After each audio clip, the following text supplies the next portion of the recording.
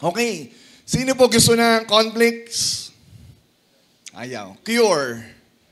Sabi ni iba, Pastor, parang ayaw kayo ng cure. Kasi pag gusto mo ng cure, ibig sabihin, galing ka sa sakit, galing ka sa problema, sa struggle, sa conflicts.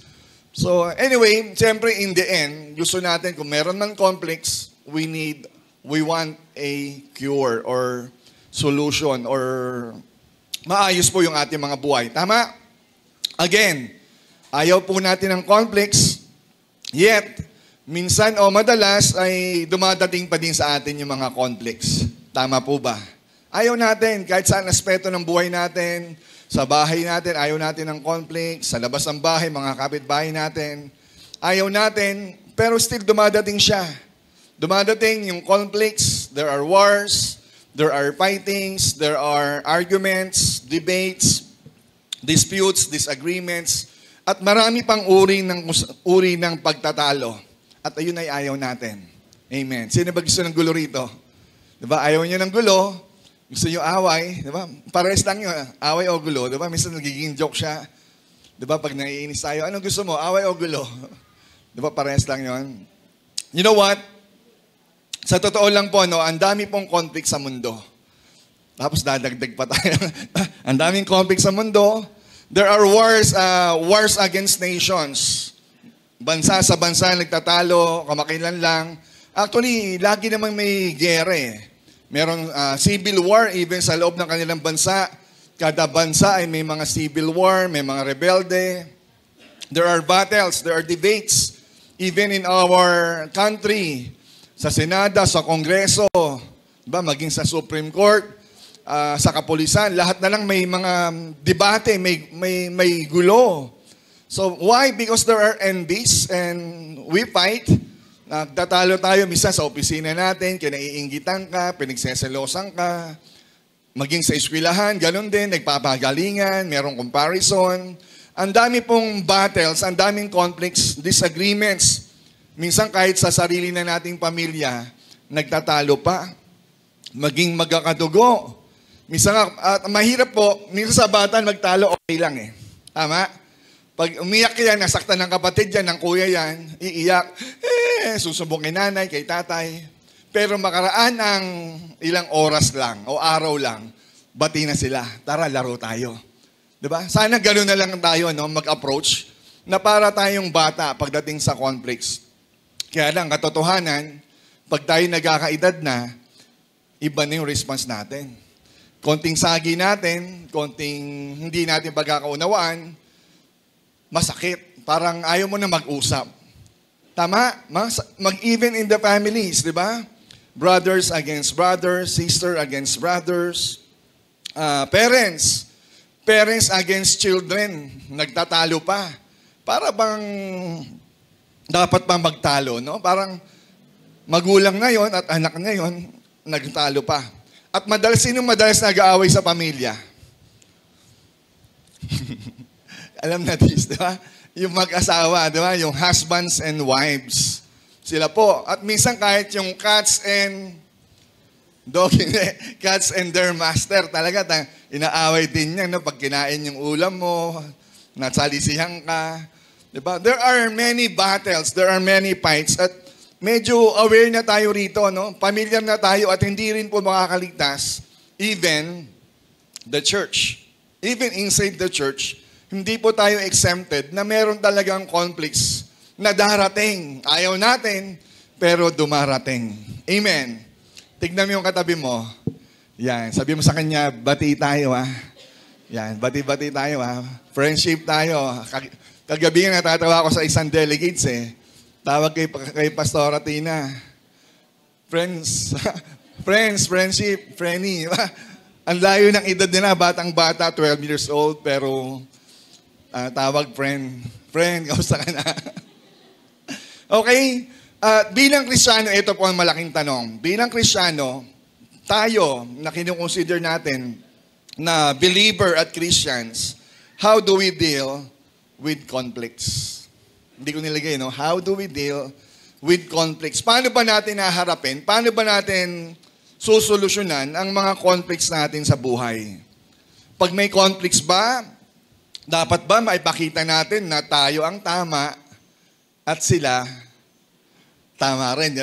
Hindi. Pag gusto natin sa disagreements or conflicts, gusto natin lagi, both side, gusto nila sila ang tama at mapakita nila yung kabila, mali. So, how do we handle this? Pag may conflicts ba, dapat ba, huwag na natin pag-usapan para walang gulo. Minsan nga, pag hindi na pag-usapan, later on, magkakagulo. May pagkakataon dapat hindi na pinapansin, pero may pagkakataon din sa buhay na dapat hinaharap, may kausap. Tama? Pag may conflicts ba, dapat ba ay alis na lang tayo para walang conflict? Tapos na? Hindi po ganun ang sinasabi ng Bible. This is not the kind of solution or cure na gustong ituro po sa atin ng Bible, maging si James na mababasa po natin dito mamaya. Okay? Bakit ba kasi merong pagtatalo? Ha? Ba't ba kasi may nagtatalo pa? Ba't hindi na lang love, love, love, tayo magmahalan? Di ba? Gusto natin ng love, pero dumarating, nagtatalo tayo. Di ba? Magiging minsan yung sarili mong paa, kaliwat kanan naman yan, pero ba't nagpapatiran pa? Sino naka-experience nun? Nakakainis. Hindi marunong yung isa. Kaliwat kanan naman sila, pero bakit napapatid ka pa sa sarili mong paa? Minsan nga yung dila at ngipin, nagkakagatan pa eh. Sino talo? Diba? Laging kawawa yung dila. Diba? Dila at ngipin, maging minsan yung labi nadadamay sa kagat labi. Diba? Kagat labi. Okay? So bakit ba may pagtatalo? Ano ang cause at ano ang cure? Yan. There are conflicts. Ano ba ang cause ng conflicts at ano ba ang cure? Yan po ang pag-aaralan natin sa James. Are you ready? Babasahin po natin sa James chapter 4, verse 1 to 10. Maiksi lang po yan. No? Yung ibang verse, hindi ko na sinama. Banggitin ko na lang kung may oras pa. Okay? But the whole context is James chapter 4, verse 1 to 12. Actually, to 12 po yan. Now, let's start. Verse 1. Sabi po dyan, what causes fights and quarrels among you? Don't they come from your desires that battle within you? You desire, but do not have, so you kill. You covet. Ano sabi ron? You covet, but you cannot get what you want. So you quarrel and fight. You do not have because you do not ask God. So ayan po ang laman ng James chapter 1 hanggang 2. So ayan pa lang po yan, no? So yan lang po muna ang ating i-discuss. Sige, next slide nga. Meron ba ang karugtong? Next slide. Yan. So, ayun. Verse 3. Yan pala. Verse 3, sabi po dyan, and when you ask, you do not receive because you ask with wrong motives, that you may spend what you get on your pleasures. Yan. So, dyan po muna tayo, no? So, when we deal with conflicts, mahalaga na maintindihan natin na meron siyang cause. Sabi nyo nga cause. Yan. Meron dahilan. Meron pong reason bakit ba nagkaroon ng conflict. Meron talagang cause. James tells us that sinabi po ni James yung causes ng mga conflicts dito po sa babasahin po natin. No, according sa text, ano ang cause ng ating mga quarrels? Sabi po dyan, pakita mo nga yung verse 1. Kuya, yan. Diba? Kung babasahin po natin dyan, mauuwi lang po yung James chapter 4, verse 1 to 3. In context of the verse na pinakita ko, makikita po natin dyan yung nag-iisang cause ng lahat po ng conflicts na nararanasan po natin. Pwedeng sa pamilya, sa kumpanya, sa simbahan, there is only one cause. Pero marami nakasulat dyan, no? Pero in context, sa verse 3, sinabi po dyan yung salitang pleasure. Diba? Tayo ay meron kasing gusto natin, yung pleasure lang natin ang mapangyari. At kapag hindi nangyari yung pleasure natin, dun nagkakaroon ng pagtatalo. Tama. Kasi kung lahat naman nasunod ang gusto mo, hindi ka maiinis eh. Kasi lahat tayo gusto natin para tayong si tagline ni Enrile. Kasi gusto natin happy ka. Diba? Gusto natin maging masaya. Gusto natin matanggap. Gusto lang natin pleasures. You know what? Ayun po ang pinaka-struggles o tinuturo ni James, yung hedonistic desires or pleasures. It is the desire to please yourself. Yun ang number one eh. Di ba, pansin niyo ba, minsan sa pagkain, dahil gutom na gutom ka na, sabaw pa, Michelle, sabaw. Wala na akong sabaw. Gusto natin makakuha pa ng sabaw. Tama? Kasi, yung pleasure ng katawan natin, nangangailangan. Gusto ko niyan. Gusto ko niyan. At pag hindi na-meet yung ating pong gusto, kaya ba natin siyang i-temper? Kaya ba natin kontrolin yung ating pong desire and pleasure? At kung hindi, doon nagkakaproblema. Iba-iba yung nagiging reaction natin kapag hindi na-meet yung ating desires and expectations. Ayun po yung tinatawag po nating hedonist. Sabihin nyo nga hedonist. Yan, pakita mo nga yung word na hedonist. Ano ba ang meaning ng word na hedonist? Hedonism or hedonist is a person who believes that the pursuit of pleasure is the most important thing in life. Ang tawag po sa kanya is pleasure seeker. Diba kung ano lang yung masaya, ayan po ang tagline ng ang motto ng mga hedonists. Biblically, yun po nakasulat sa ibang mga verses sa Bible. Pag sinabing the most important thing in your life is pleasure, that is hedonist. Tayo ba ay ganyan? Kasi meron mga kumpanya hedonist eh. There are religions or groups of people na kung tawagin ay hedonism. Yan ang motto nila. Diba? If it feels good, anong gagawin? If it feels good, just do it. Ayun ang basta masaya ako, okay lang. Basta pag di ako masaya, ayoko niyan. Pag nahihirapan na ako, ayoko niyan. Hedonist is what, ang gusto lang ng hedonist is pleasure. Ayaw niyang mahirapan, ayaw niya ng discomfort, gusto niya lagi pleasure. If it feels good, do it or get it. Yan ang hedonist. Mga hedonista. Now, isa-isahin po natin yung pagiging hedonist. Okay? Verse 2, next slide. Sabi po dyan, you desire but you do not have. So, yun po, no? Yung desire, pag hindi mo nakuha yung desire mo, ano gagawin mo? Papatay ka. Tama? We quarrel because there is a desire na hindi natin nakuha. At kapag hindi mo nakuha, talagang papatay ka. Kilala niyo si Gollum? Sino may kilala kay Gollum? Kilala niyo si Gollum? The Lord of the Rings. Familiar, yung poging nilalang. My precious. Tama? Yung precious, yung sing-sing. Lahat ng tao kapag nakita yan, pinag-aagawan yan.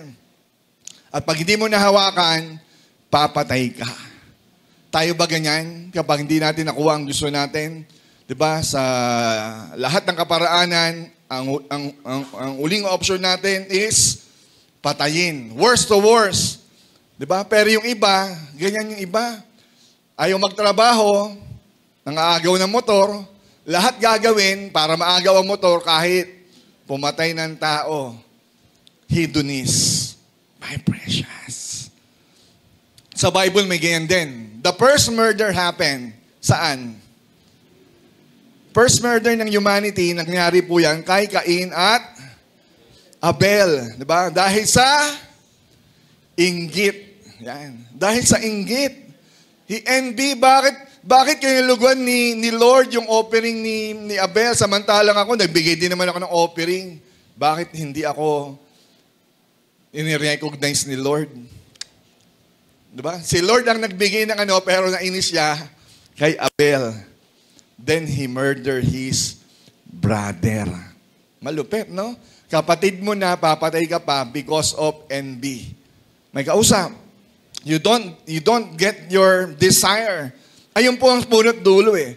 Yung ating mga evil desires, pag hindi natin nagawa, then we murder. What else? Ano sabi ng verse?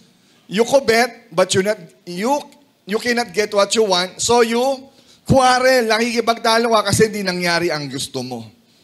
You envy, you covet. Ibig sabihin, nag-imbot ka ng hindi sa'yo or nainggit ka sa meron ng iba. Ba? Sabi po ng verse, pakita mo nga, ang hindi sa'yo ay huwag mong hangirin.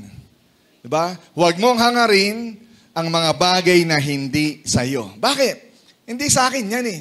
Kahit maganda yan, kahit malaki yan, kahit na-promote pa yan, hindi naman ako yun. Hindi sa akin yun. Maging principle po natin, yan po tinuturo ng Bible, huwag mong hangarin ang mga bagay na hindi sa'yo, huwag mong kainggitan ang mga bagay na wala pa sa'yo at meron sa Kanya. Darating din yun sa'yo. Tama? Sa Kanya. Ang kay Juan ay kay Juan. Ang kay Joseph ay kay Joseph. Tama? Ang kay Nian ay kay Nian. Walang agawan. Sa Kanya yun eh. Oh, mamaya bibigyan ka, huwag kang mag-alala. Okay? You know what? Dagdag ko lang. Tinuturo po ng Bible na masama po ang mainggit. Kaya lang minsan, nangyayari po talaga sa atin. That's why conflict arises because of that desires, because of that envy, because of that inggit. At bilang mga Kristiyano, hindi bagay sa Kristiyano o hindi ugma sa Kristiyano ang ugaling mainggitin. Yan. Nasasabihan ba ako? Pakipost mo nga, kuya. Hindi bagay o hindi ugma sa Kristiyano ang ugaling mainggitin. Tama po ba? Totoo, nararanasan po ng lahat ng tao yan. At kahit maging Christians, sometimes we envy, sometimes we jealous or nagsaselos tayo.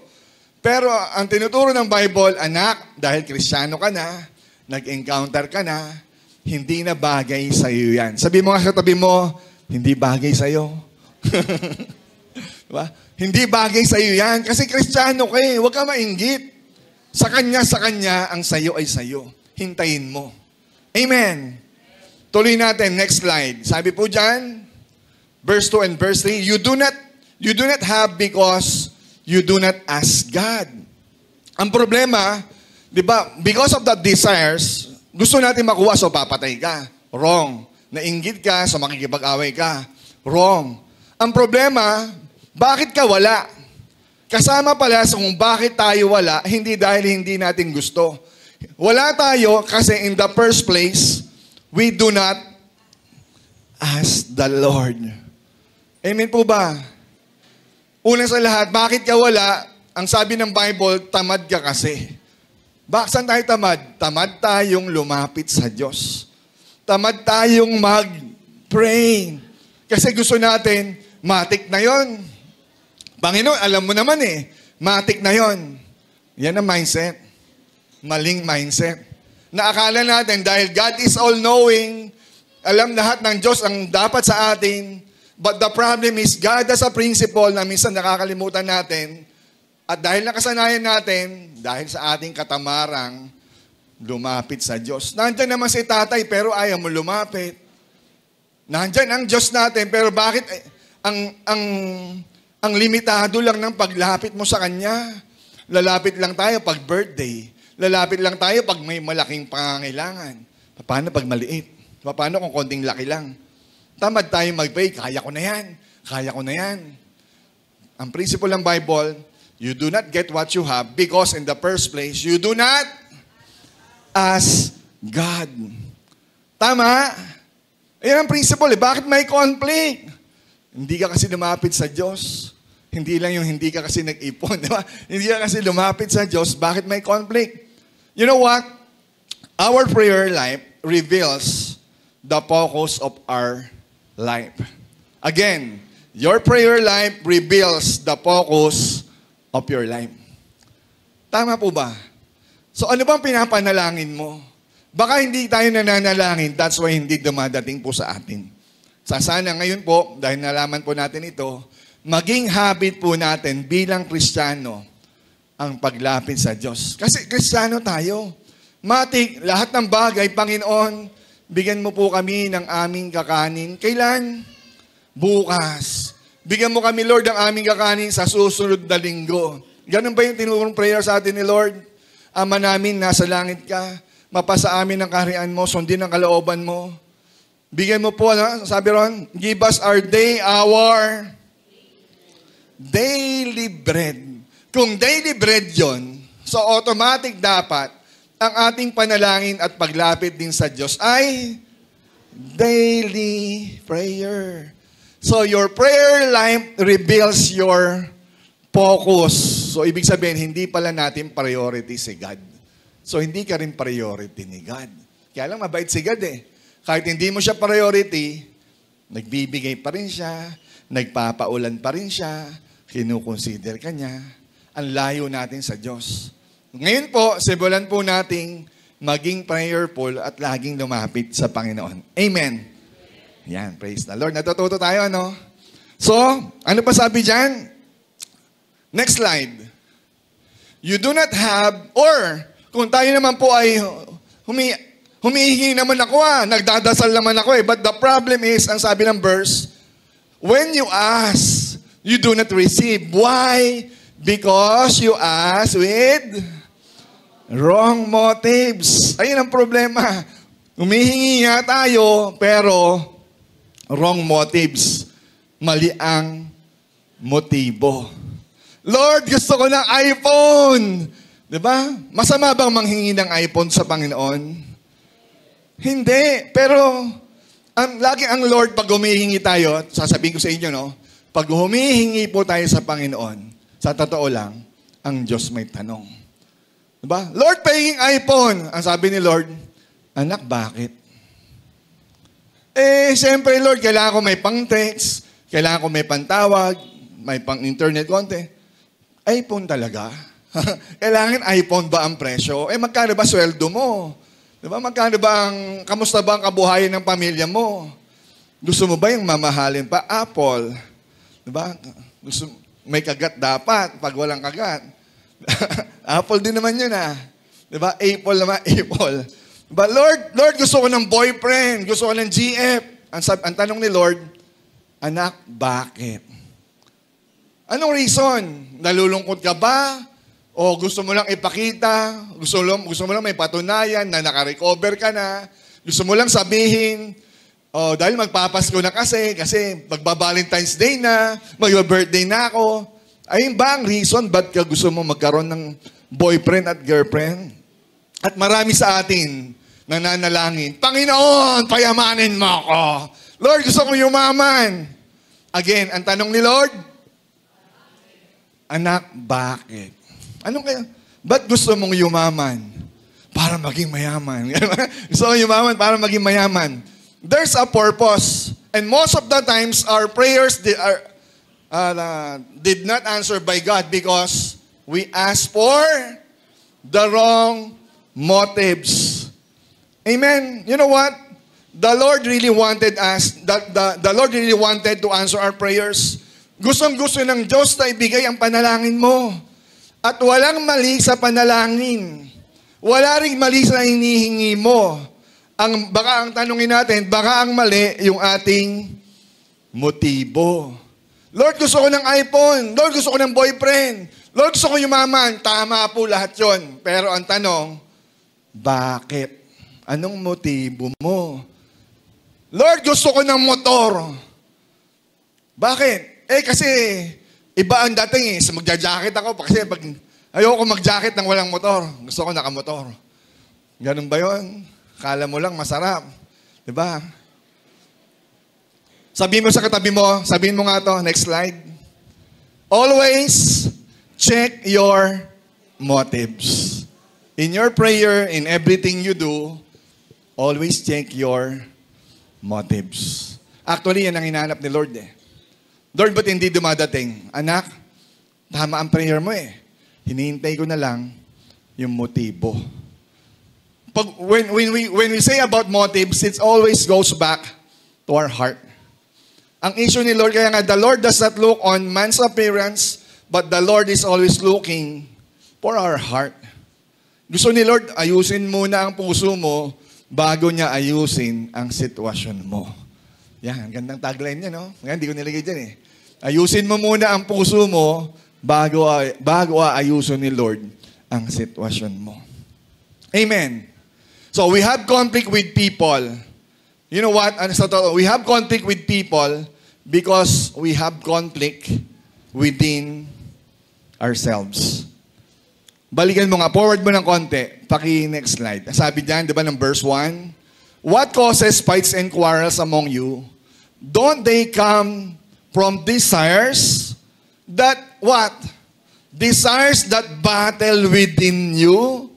That's a problem. We have conflicts with people because we have conflict within ourselves. Tayo talaga ang may problema. It is our selfishness. Yun ang reason eh. Nagkikipag-away ka sa ibang tao, inaaway mo siya, akala mo siya ang may problema, pero sa totoo lang pala, ba't kayo nag-aaway? Kasi meron kang sariling selfishness or interest. May kausap. Ayun ang unang ayusin mo. Bago mo ayusin ang away mo, binalik tayo ni James, anak, alam mo ang problema? Yung desire mo, yung puso mo, yung covetousness mo, yung envy mo, yung wrong motives mo. We are battle, we have war, we have conflicts not with other people. First, because we have conflict between our hearts, ourselves. Amen. Laging check. Lord, di ba, kahit nagmi-ministry tayo, anong motibo mo? Lord, check my heart. Amen po ba? Verse 4, tuloy natin. Verse 4, sabi dyan, you adulterous people. Grabe, eto na. Ang tibay ni James. Kausap niya ang church, pero ang sabi niya, you adulterous people. Don't you know that friendship with the world means enmity against God? Sabihin niyo nga enmity. Ano ibig sabihin ng enmity? Enmity meanings, ibang translation po niyan, enemies with God. Kapag sabi nga dyan, therefore, anyone who chooses to be friend of the world, ang mundo, you become enemies of God. Grabe, no? So kanina, ang conflict natin, may conflict tayo sa tao because we have conflict within ourselves. Pero nakita natin dyan sa verse na yan, hindi lang pala ang conflict between ourselves and between other people.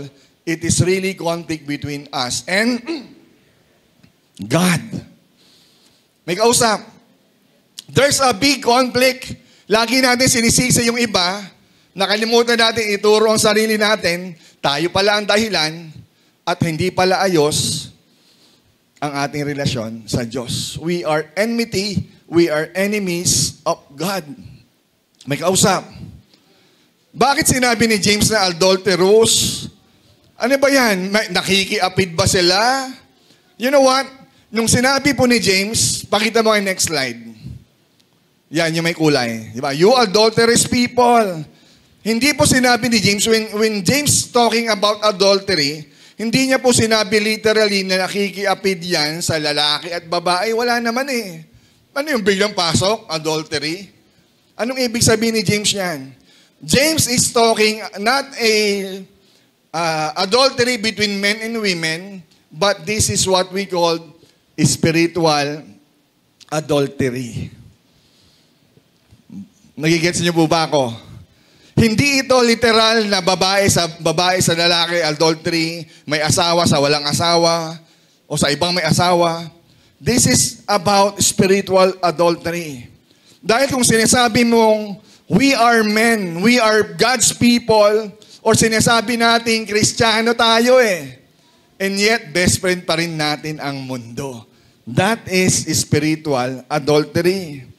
Ang linaw-linaw, dinideclare natin, I'm a Christian. I'm a follower of Christ. I'm a friend of God. Wow. Diba? Friend of God. Tapos, ang best friend mo, hindi talaga si Lord. Ang best friend mo talaga, ang mundo. Sabi nyo nga, ang mundo. Ano mundo? Mundo.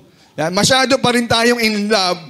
Hindi mismo yung for God so loved the world. Hindi. What I'm saying, the word is the word system. Masyado natin minahal. Pag sinabing mundo, yung sistema ng mundo. Masyado natin mahal. Ang itsura natin, mukha ka ng mundo. In other words, para kang makamundo. Ang galawan na natin, Kristiyano tayo, pero ang galawan pa din natin, parang mundo pa rin. Ano ba ang mundo? Bisyo, sugal, alak, ano pa? Babae, ano pa? Meron na rin, no? Babae, lalaki. Pangmundo pa rin. Lahat, pera. Di ba? Ang mata natin, hindi tayo pupunta ng simbahan. Naku, walang pera dyan. Ang mindset natin, magkakapera ba ako dyan? Mundo. Tama? Kristiyano ka. At kaya si James galit dyan. You adulterous people. Kristiyano ka pero galawan mo makamundo. Di ba? Ang musika mo, mundo.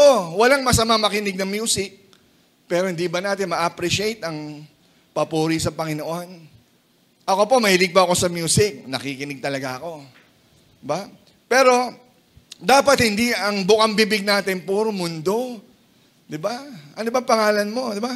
Although apelido mo, mundo, pero dapat hindi tayo makamundo. May kausap. Kung kaibigan mo ang mundo, next slide, ibig sabihin, kaaway ka ng Diyos.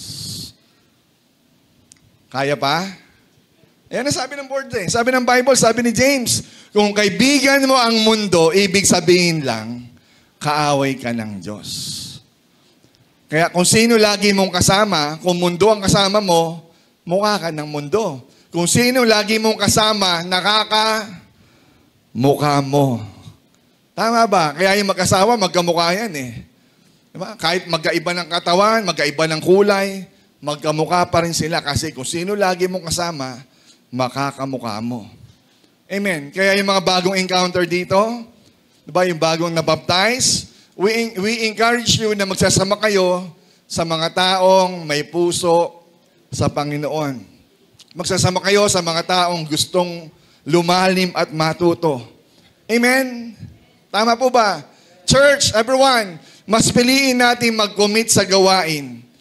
Piliin natin mag-commit sa learning, mag-commit sa pag-aaral, kaysa mag-commit ng sin.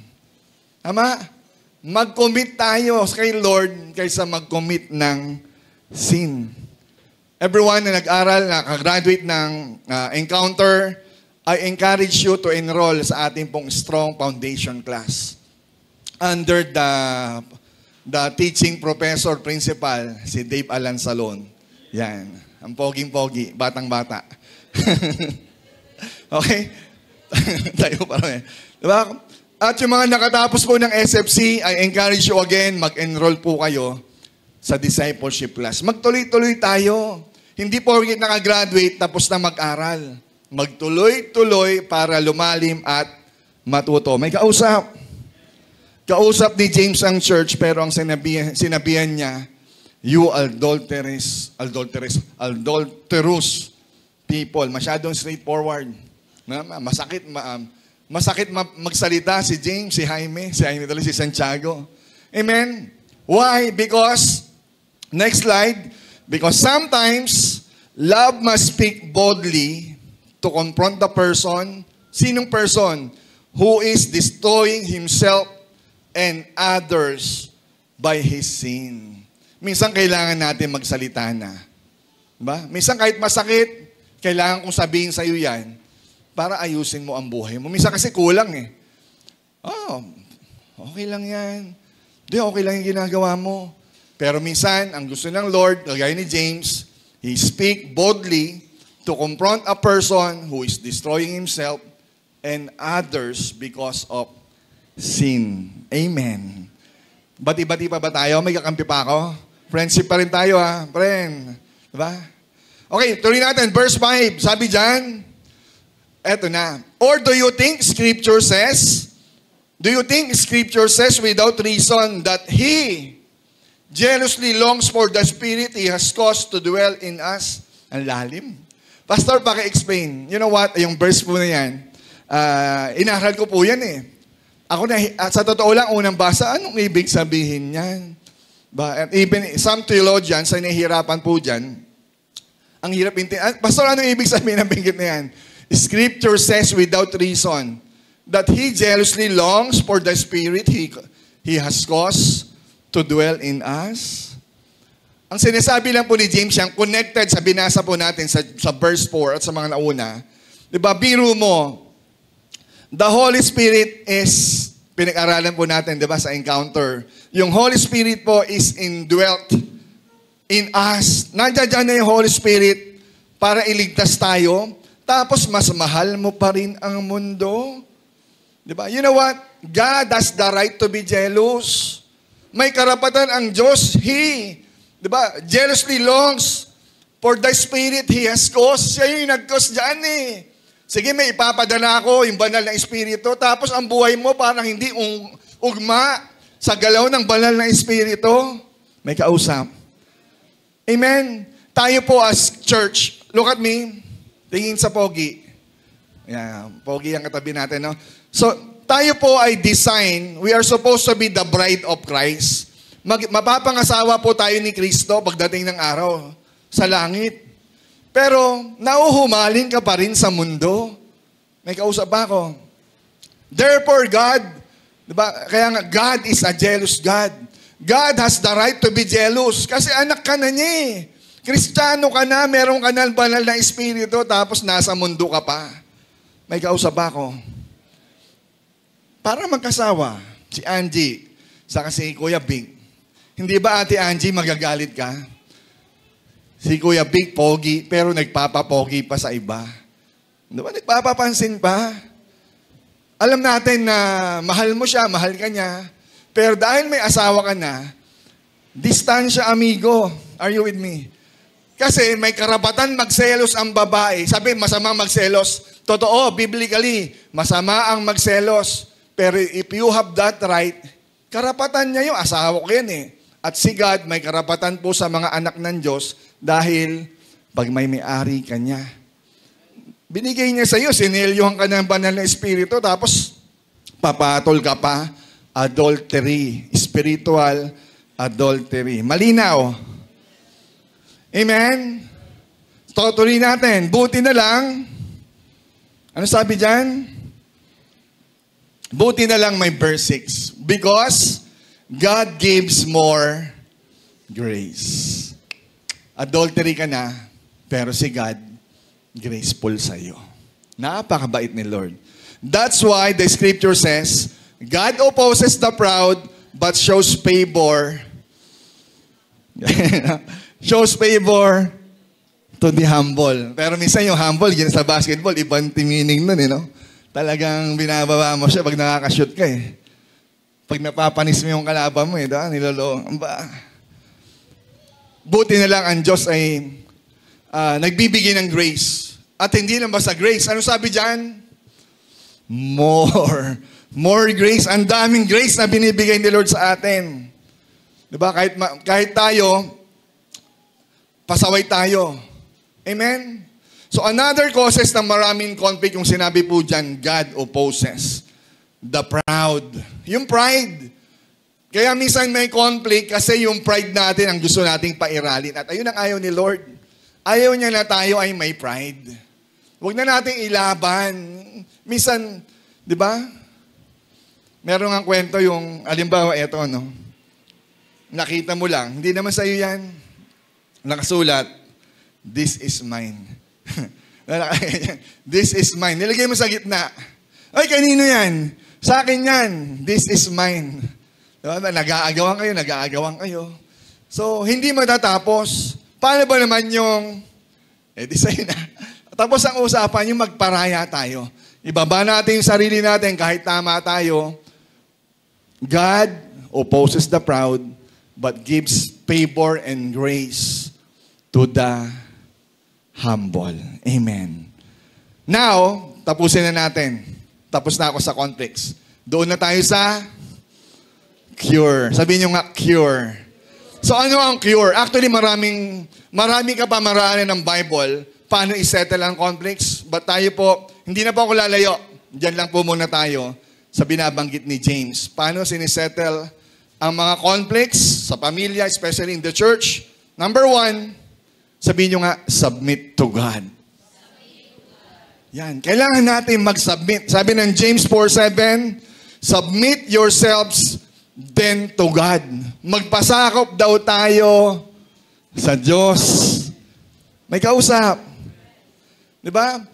Pastor, anong connect? Diba kami may conflict, tapos sa Diyos ako magpapaayos? Yes. Kasi if we submit to God, it becomes easier for us to submit with other people. Madali na mag-submit kasi si Lord may command eh. Kung si Lord nagsasubmit nga yung utos niya sa Bible, parehas lang naman yon ng gusto niya. Tama? Gusto ni Lord maging maayos, may system, may proseso ang langit, paano ayusin ito. Minsan ayaw mo sa leader mo, ayaw mo sa kapatid mo, sa mentor mo, sa kapatid mo. Pero ano ba ang sinasabi ni Lord? Kaya nga ang solusyon para magkaroon ng kaayusan, submit yourselves to God. Kasi siya yung standard ng right and wrong. Tama po ba? Sa pamilya, ganun din. Ako ang tama. Kahit ikaw ang tatay, tapos ikaw yung misis mo, hindi! Ako ang tama sa oras na ito. Ako naman ang tama. Pakinggan mo ako. So nagkakagulo na kayo. Sino masusunod? Si husband or si wife? Sino masusunod? Si wife. Si wife ang masusunod kung ayun ang sinasabi ni Lord. Pero kung hindi, kulay lang yan, si husband ang dapat masunod. Basta kakakain, Jollibee o McDo? Sabi ni wife, Jollibee. Sabi ni husband, McDo. May sinabi ba si Lord? Submit to your husband. Amen po ba? Pero kahit sabi mo, si husband mali, etong sinabi ng husband, parehas ng sinasabi ni Lord, dapat masunod si wife. Amen. May kausap? If we submit to God, we also submit to His words. Yan, kailangan ko mag-submit sa kulay green. Okay? So number 2, para maayos ang conflict, we must resist the devil. Sabihin nyo nga, resist the devil. James 4:7, resist the devil and he will flee from you. So ang context pala niya na hindi pala ito tungkol sa pagpapalayas ng demonyo. Resist the devil, but this is a principle. It remains the same. So ang context lang po ng sinasabi na yan, bakit napasok ang resist the devil sa conflict? Kasi ang demonyo naman talaga ang source ng conflicts. Tama? Gusto niya mag-away. I have come to steal, to kill, and destroy. Kaya nandiyan ang demonyo. Yan ang trabaho niya. Kapag ang pamilya nag-aaway-away, ang simbahan nagkakagulo, that's the purpose of Satan. Therefore, kaya naman sabi dyan, para maayos ang conflict, resist the devil. Tanggihan lahat ng bulong at pananalita ng demonyo at siya ay aalis. Hindi. Pakikinggan ko si Lord. I will submit to God and I will resist you. Tama? I repent. Di ba sabi? We renounce. Kapag ang diablo ang nagsabi, I renounce, I cut it off. Sabihin nyo nga, cut it off. Yan, dapat cut it off tayo sa diablo. Kapag ang ginagawa natin, alam natin na sinasabi ng Bible ay hindi parehas sa lakad ng Kristyano, cut it off. Malinaw. Number 3, 5 lang po ito. Number 3, come near to God. Sabihin nyo nga, come near to God. Yan, lapit tayo sa Panginoon. Di ba? Lapit, pag sinabing lapit, hindi, talagang lapit. This is what we call abiding. Dapat nag-a-abide tayo. Dapat tayo ay dumidikit. Di ba? If you remain in me and my words remain in you, you will bear much fruit. Mamumunga tayo. Hindi yung, nandito lang naman ako nandiyan ka nga. Pero ba't nandiyan ka lang? Lapit ka. Dikit ka. Connecta ka. Are you with me? Come near to God. Kasi if you come near to God, sasabihin ko sa inyo, God is number 1 excited to come near to you. Pakita mo yung verse. James 4:8. Come near to God and He will come near to you. Wala pong, Lord, lalapit ako sa iyo, pero hindi mo ako nilapitan. Hindi. Mali po yun. Lahat ng lumalapit sa Panginoon, kagaya ng prodigal son, papalapit ka pa lang, ang Diyos patakbo na papalapit sa iyo. Ganon si Lord. Papalapit pa lang tayo, Lord, parang gusto ko na mag-sorry, parang gusto ko nang lumapit sa iyo. Sa totoo lang, yung desire ng puso mo, uunahan na ni Lord. Nasa pinto ka pa lang, si Lord tatakbo na papalapit sa iyo para i-welcome ka uli, pabalik. Amen. Number 4, we must repent. Sabihin niyo, repent. Yan. Kailangan po nating magsisi. Kailangan natin talikuran yung mga dati, mali at pangit nating ginagawa. Pagsisihan po natin.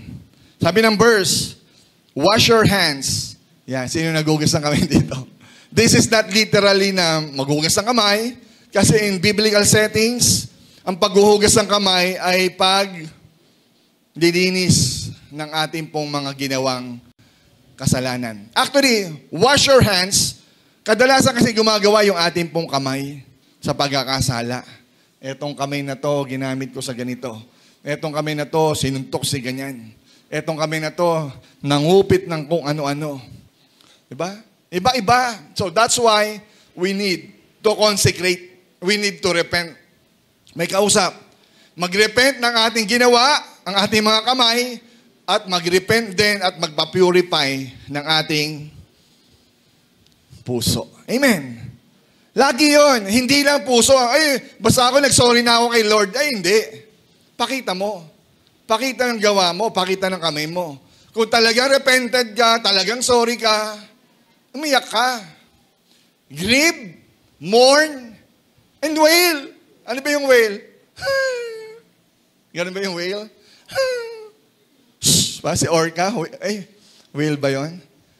Wailing, parang ito yung iyak na hindi mo maintindihan. Di ba? Na you mourn, you grieve, you wail, talagang tuloy-tuloy na pag-iyak, pagtangis. Minsan kasi tayo, yung sorry natin, ang babaw ng pagkaka-repent natin eh.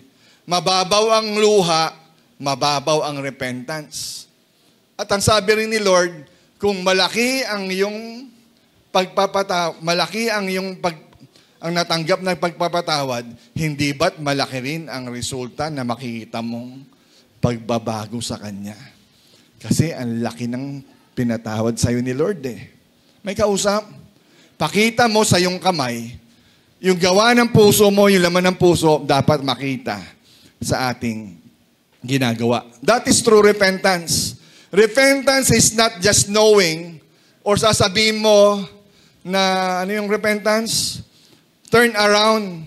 Diba? Repentance is not, hindi lang ito sa isip, I feel sorry. Hindi. Dapat may gawa, may action, may kausap.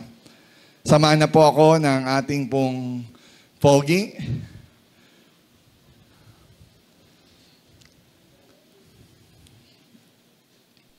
Yan. Salamat po.